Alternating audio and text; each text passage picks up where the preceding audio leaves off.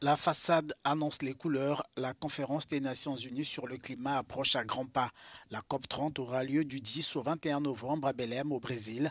Les participants doivent discuter de nouveaux plans nationaux de lutte contre le changement climatique. La COP30 étant considérée par des analystes comme celle de la mise en œuvre des plans de réduction des émissions.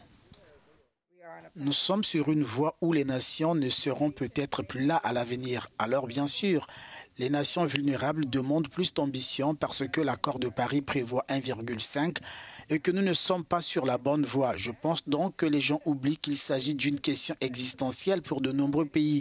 Il est donc évident qu'ils réclament plus d'ambition. L'ambition climatique a été trop souvent reléguée au second plan au profit de l'essor industriel et donc du gain. Au Brésil, les gouvernements devraient être plus ambitieux dans leur nouveau programme de lutte contre la pollution par le carbone.